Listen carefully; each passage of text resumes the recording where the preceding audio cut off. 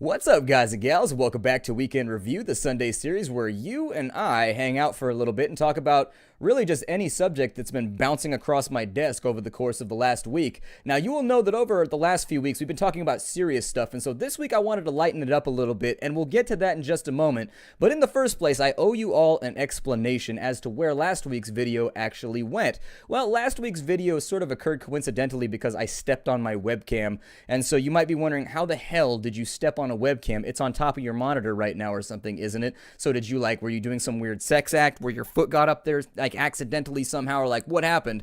Well, I was rearranging the cables to my computer, and I had everything unplugged and lined out on the floor so that I could untangle all of them, and so everything would look nice and purty, and I could get it all bound up with Velcro and everything, and I just stopped paying attention. I was sort of busy mouth breathing and just trying not to choke on my own spit, and unfortunately I stepped on my webcam, and after that it would only show the color red, which was actually pretty apt. All things considered, I'd figure I'd be really angry if somebody stepped on me, and so it seems like my webcam shared that emotional outburst. So anyways, what are we talking about this week? Now that we're back with Weekend Review, I think we're going to be talking about surnames today, or ma'am names if you're of the opposite persuasion. If you want a really fancy last names, that's what we're getting at right now. The surname sounds very medieval, it is my surname, bring me my codpiece. But instead of surname, using the medieval word, you could also go with cognomen, which is a very fancy synonym for the exact same thing. So the next time somebody asks you for your last name, you can be like, my cognomen is Slater. And you can make it sound all super badass and pretentious, just in case you want to inject a very sort of pervasive air of pretension all around you. And so there it is, cognomen, learning things with Splattercat. This video is actually going to be pretty simple because it's my first test into talking about wordplay and words and things like that. But that's exactly where this is headed. So speaking about last names, for my younger viewers, where do you think our last names come from? And for those of you that are older, hold on, there'll be a part for you at the end too. Just hang in there for a second. It turns out, younger viewer, that our last names come from the fact that people back in the olden days often shared similar first names. And so let's say you had 5 guys named Robert who all lived in the same village. Well, how do you know which Robert somebody's talking about? Well, they would just take your job and then they would slap it onto the back of your first name. And so you would be Robert Weaver if you were the weaver. You would be Robert Fletcher if you were the guy that made arrows. You would be Robert Cobbler if you were the guy that made shoes, and so on and so forth. And there's a name for just about everything. And additionally, they translate into every language you could ever imagine. I promise you, there's a equivalent name in German for cobbler and all that sort of thing. It's a global occurrence. And then over time, those get passed down, and ultimately there's no such thing as a cobbler anymore because all of our shoes are made in sweatshops and imported in. And so at that point, we have last names that no longer matter. But some people get very lucky, or very unlucky, I guess, depending on who you are, and they end up with a name that coincidentally still aligns with the job that they do. Now, if as a kid you were anything like me, you were aware of sort of that goofy pairing of names and books that they would just joke about as a kid. So for example, Seymour Butts, Under the Bleachers. So Seymour Butts wrote Under the Bleachers. Or for example, there was Rusty Bed Springs by I.P. Freely. In that situation, that name right there, because it correlates with the thing that they're actually doing, it's called an aptronym, which is driven from both Latin and Greek and smashed together, meaning exactly suitable. And now there's a lot of these hilarious ones out there, but you'll find them more frequently in celebrity names just because they're publicized a little bit better. So for example, Tiger Woods, he plays golf. A golf club that is used for driving or whatever is called a wood rather than an iron. So his name is an aptronym. He plays golf for a living, and so he's Tiger Woods. Now, while an aptronym does often line up with your job, it can also be something vaguely ironic or humorous. So for example, if you were Dr. Payne and you were a dentist, then yep, that's still an aptronym. It's just a slightly more humorous aptronym. And so honestly, I just wanted to bring to light this interesting little thing that I read in a trivia book. I do enjoy trivia in my free time, and I came up with a couple on my own. So for example, I had fun with this. I had a lot of fun with this, in fact. You could have an HTML developer who was named Lincoln Swiftly. You could also have an avian petting zoo owner named Patricia Bird. You could equally have just about any debt collector named Bill. A lawyer named Sue is one that I saw when I was reading the various articles that I was looking through. And then also, I think there was another, oh yes, Woody Johnson, a frequent sufferer from priapism. And so hopefully you enjoyed this little chat. It's actually ringing in exactly at about the length that I want. It's called an aptronym. So if you ever run into that particular phenomena, you now know the word for it, an aptronym, meaning exactly suitable. Your name lines up with a thing that you do in either a humorous, ironic, or literal sense. And so there it is. We've talked about cognomens. I actually cut this one a little bit short as far as the talk goes, but let me know what you think about it being just like 5 minutes on the main subject. But we also needed to talk about a couple of other things. So I actually got the P.O. box set up, which is very, very cool. And I wanted to let people know because I frequently, very, very frequently, and I probably should have had this up before I jumped into this. But anyways, I very frequently get requests from people who like want to send me things, just like random art projects and stuff that they're working on. And honestly, here's the address right here, and I'll also post it somewhere on the channel. It's going to be P.O. Box 10602, 820 Randolph Street in Napa, California, 94559. And so if you want to send me your art projects or anything else, I can do little show and tell episodes. I was thinking about doing unboxings for Loot Crate and stuff like that, just for like filler content for the week where we can hang out and make jokes about stuff. There it is. Feel free and I will peruse through it. I have no problem doing show and tell for all of the cool stuff that people have sent me over the course of the last week. So just be aware it's open and ready to go. By and large, I think that's the only announcement that I had for this week. Let's get on to the Q&A section because I really, really like to end these episodes with Q&A, and that's actually where the bulk of the content comes. So if you're only looking for the little factoid or trivia, there it was in the beginning. Aptronyms. There it was. That's what you get out of it. However, let's talk about some Q&A. And so I had some of these lined up right here. My GCSE options are coming up soon.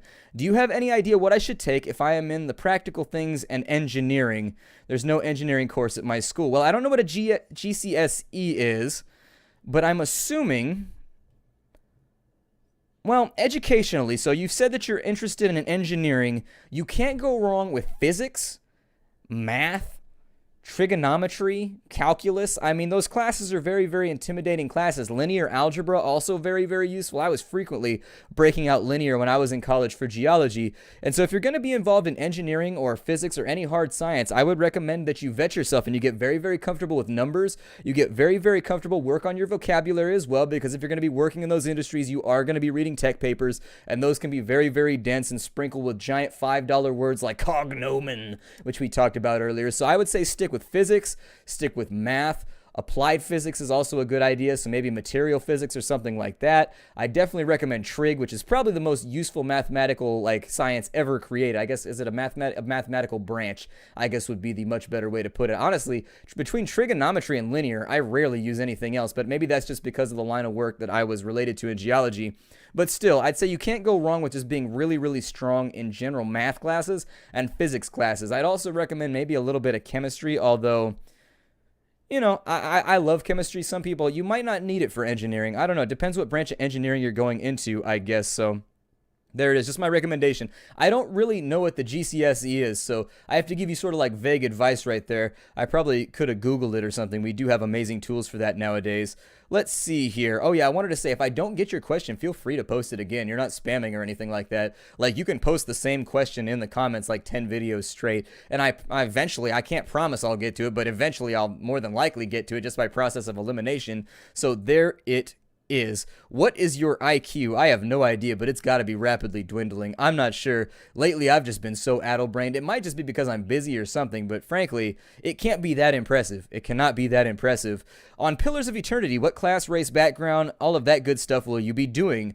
Why? Well, in that game, there are like the common fantasy races, but like everybody has pointy ears. And so it's sort of like an interesting universe in which everybody is like part elf. And so this has left me in a very, very weird position. Ultimately, I decided to go with a human cleric, which is my go-to class whenever I play D&D. I find that when you play games like Icewind Dale and Baldur's Gate and stuff like that, not necessarily Icewind Dale, but Baldur's Gate, they rarely give you like a cleric that's like perfectly spec'd the way you want them to be. And so I love clerics. Something about a plate mail Channel Holy Warrior always makes me happy too. Plus, they're super, super godly. And as I recall, we're from the place that's sort of like Florence, where you've got lots of merchants that are all fighting with each other. Like the merchants run everything and they're assassinating each other like Medici style and all that kind of stuff. And so there's my answer to that question. Do you still play music at all, or has it fallen by the wayside with the advent of the YouTube channel?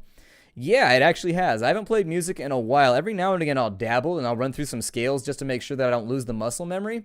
But by and large, I don't get to play nearly as much as I want to anymore, just because my days are very much consumed with holding down YouTube. That's why I always find it kind of humorous when people are like, do more episodes! Because, like, I am seriously, I work, like, a lot on the channel to the point where every other hobby has sort of been like pushed off to the side until the weekends. And so yeah, actually I don't play music that much anymore. I still consume a lot of music though, because honestly listening to music while editing and rendering and stuff like that is a great way to pass the time.